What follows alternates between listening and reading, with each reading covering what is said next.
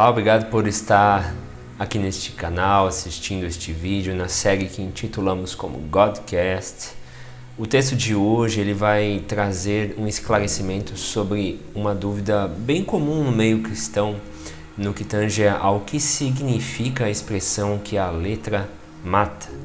O texto referido está em 2 Coríntios capítulo 3, no versículo 6, diz assim: Ele nos capacitou para sermos ministros de uma nova aliança, não da letra, mas do Espírito, pois a letra mata, mas o Espírito vivifica.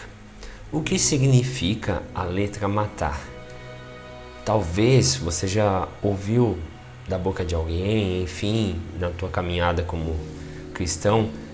Não estude tanto, não examine tanto a palavra, você vai ficar louco. Se você começar a estudar teologia, vai bagunçar a tua cabeça, você vai perder a fé. E não é isso que o texto diz aqui. Quando o texto fala sobre a letra matar, não tem nada a ver com a aquisição de conhecimento, a busca pelo conhecimento. Pelo contrário, a Bíblia nos instrui a examinar as Escrituras, a sermos diligentes quanto à interpretação dos Espíritos, dos profetas, das profecias. A Bíblia nos instrui a buscarmos o dom do discernimento em tudo, ok? E existe até aquele versículo que diz que o meu povo perece por falta de conhecimento. Então, o caso da letra matar não tem a ver com você aprender mais das Escrituras, não se trata disso. Se nós lêssemos na versão NVT, que em nossa humilde opinião traz uma facilidade de compreensão de muitos textos, ok? Não existe versão perfeita da Bíblia, não existe tradução, existem versões, porque todas as traduções elas trazem um pouco do entendimento de quem pegou o texto no original e trouxe para o nosso idioma. Então é sempre importante tu verificar na tua dúvida, o teu versículo, a passagem, mais de uma versão, para que você chegue ao cerne do entendimento da passagem, ok? Na NVT diz assim, no versículo capítulo 3 de 2 Coríntios, versículo 6, Ele nos capacitou para sermos ministros da nova aliança. Então veja que a palavra letra, na realidade, ela está se referindo à antiga aliança. Por que letra? Porque fala das leis que foram gravadas em tábuas, né, de pedra. Então, é referido ao que estava escrito como lei até então, né? Ele nos capacitou para sermos ministros da nova aliança, não da lei escrita. Olha como é pontual o texto, mas do Espírito. A lei escrita termina em morte, mas o Espírito dá vida. Por que a lei escrita termina em morte? Porque a lei escrita você pecava, né, quando você consumava o pecado. Já a lei pelo Espírito, ela julga a intenção das suas ações, não só as suas ações. Na graça você pode pecar por fazer o bem, porque se você fizer com a intenção errada, com o motivo errado, não o que você faz, mas o porquê você faz, isso é o que a graça nos traz, tá? Então a lei antiga, a pessoa poderia tentar se justificar para com Deus através de ações, e essas ações poderiam ser por barganha, poderiam ser para aparecer, poderiam ser para simplesmente cumprir, né, a regra. Só que a intenção do coração da pessoa talvez não estava correta. Então, Deus, ele é aquele que sonda os nossos corações, né? O Salmo vai dizer isso, não lembro de cor agora, mas talvez você conheça esse Salmo, que ele sonda os nossos corações. Então, o Senhor quer que nós façamos as coisas com as intenções corretas. Por isso que a letra mata e o Espírito vivifica, porque o Espírito ele muda a mentalidade do indivíduo, é a lavagem da regeneração da alma, transformai-vos pela renovação do vosso entendimento, Romanos 12.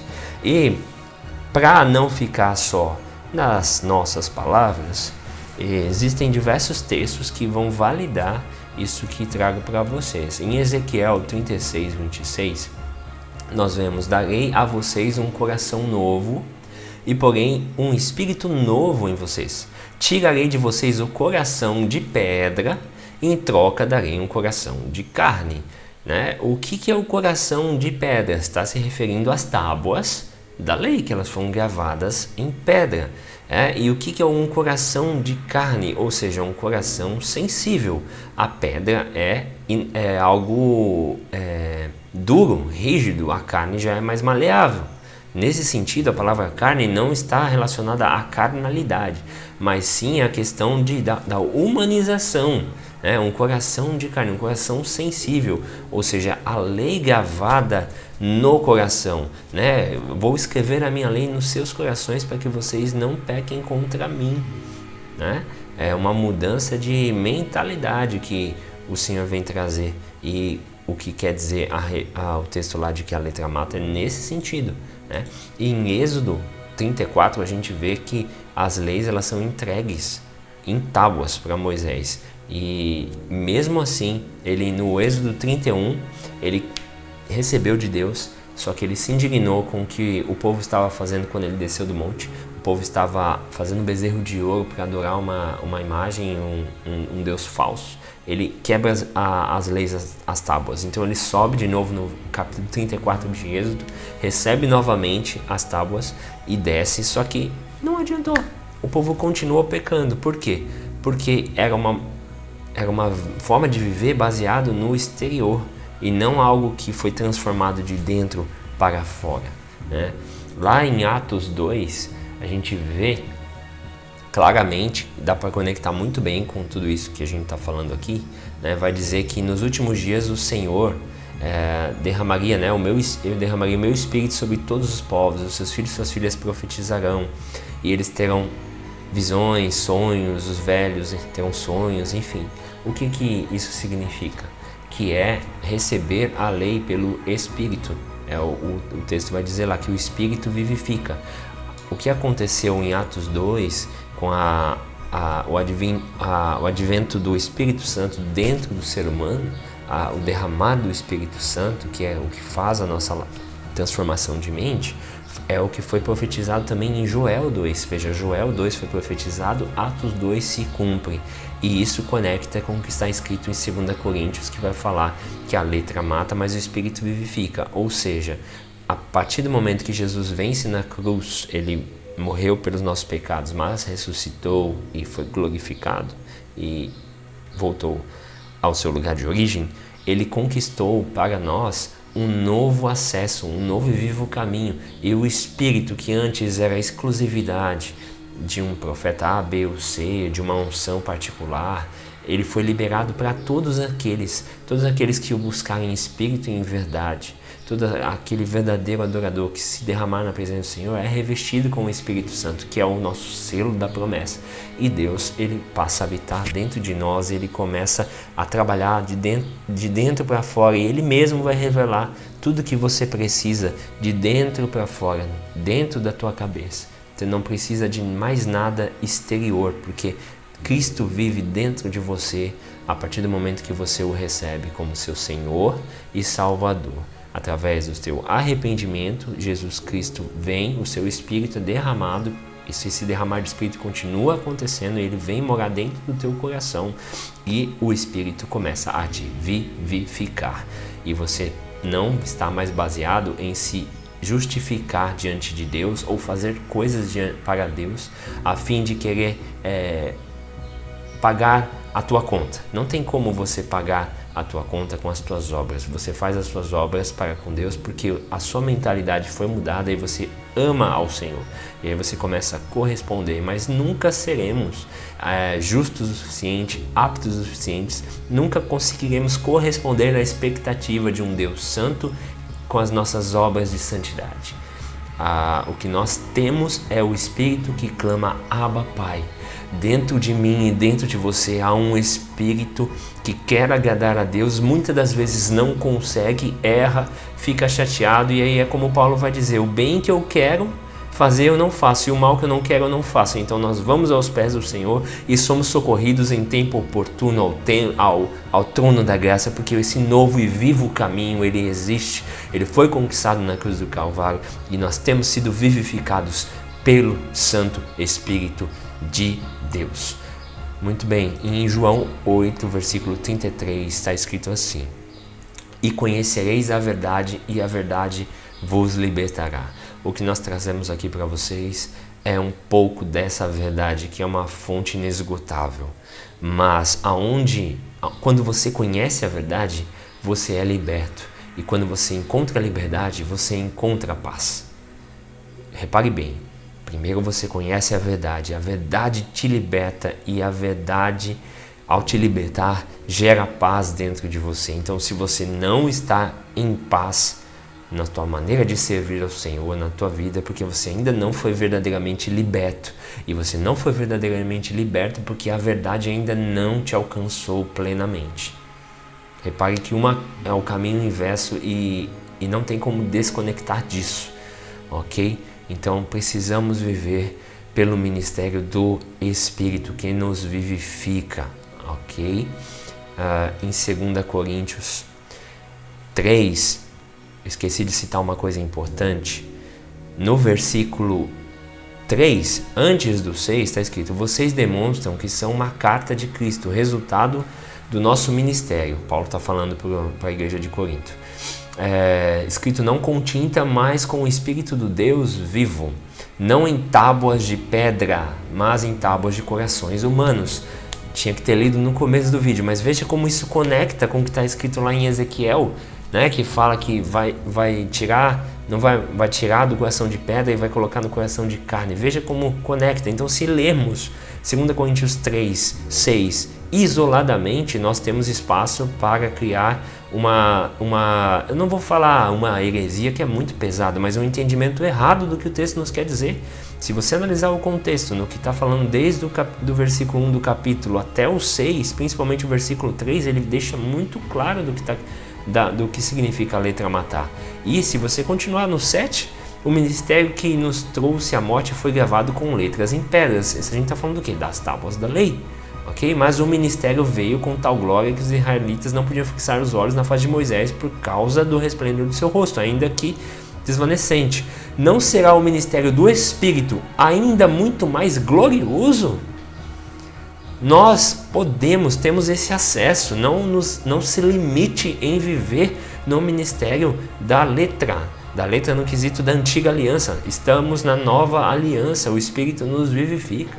E nós podemos obedecer a Deus por amor, não por obrigatoriedade, nem para tentar conquistar uma moral com Ele, para conseguir alguma coisa. Não se auto-justifique. Fale com teu pai, agora você é filho e filha do Senhor, do Deus Todo-Poderoso. Jesus conquistou isso para nós. E nós temos acesso a esse novo e vivo caminho, ok? Liberte-se de todas as amarrações, seja livre pelo Evangelho. O Evangelho tem poder para nos libertar de todas as amarrações que homens, que doutrinas, que religião, que tudo, até demônios e Satanás possa querer nos amarrar. Não tem como. O Evangelho, ele causa um blow mind, uma explosão na tua mente. E isso começa a crescer e não para mais. Isso te liberta, isso gera paz dentro de você e não tem mais nada que te prende, que te segura. Você é livre, você é liberto pelo sangue do Cordeiro. Amém?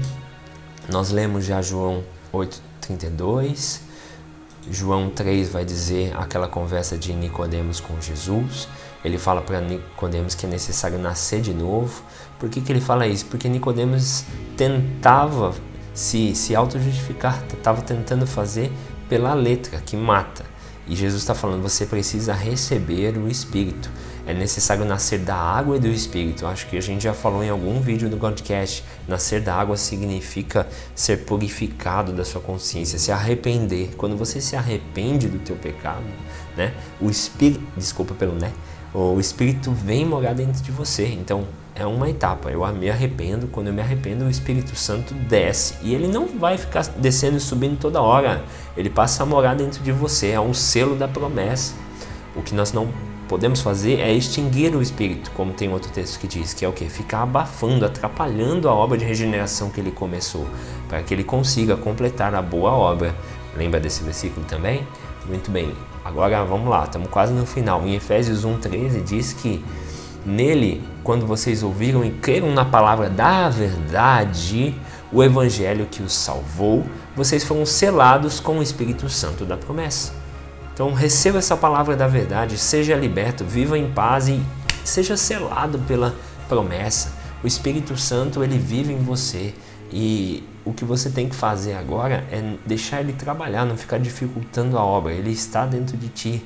Se você verdadeiramente se arrependeu, ele veio para morar dentro de você. E o que você tem que fazer é não atrapalhar a obra que ele começou na tua vida. Amém? Em Hebreus 8, 7 ao 12, nos despedimos desse vídeo. Preste bastante atenção no texto. Eu só vou ler, ele é autoexplicativo e glorioso. Está escrito assim, em Hebreus 8, 7 a 12. Pois, se a velha aliança fosse perfeita, não teria havido nenhuma necessidade de outra para substituí-la. O próprio Deus vê que o povo é culpado, pois disse, virá o dia, declara o Senhor, quando farei uma nova aliança com o povo de Israel e com o povo de Judá. Esta nova aliança não será como a antiga que eu dei aos seus antepassados no dia em que os tomei pela mão para tirá-los da terra do Egito. Eles não cumpriram a sua parte naquela aliança, e por isso eu tive de me afastar deles, declara o Senhor. Eu porei as minhas leis em suas mentes e as escreverei em seus corações. Eu serei o Deus deles e eles serão o meu povo. E então ninguém precisará falar ao seu amigo, ou ao seu vizinho, ou ao seu irmão, dizendo, vocês também precisam conhecer o Senhor, pois todos, grandes e pequenos, me conhecerão. Pois eu perdoarei as suas más obras e não me lembrarei mais dos seus pecados. A porta da graça está aí para você. É só você se arrepender que o sangue de Jesus tem poder para te perdoar de todos os pecados.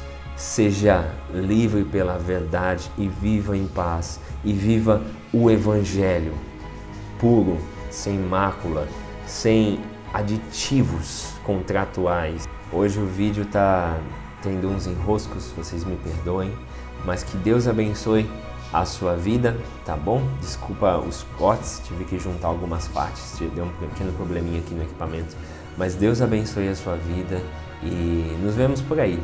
Na sequência, o endereço do nosso site, lá você pode conhecer o nosso livro, alguns artigos que escrevemos, e Deus te abençoe hoje e sempre, e até o próximo podcast, e que a paz esteja com você.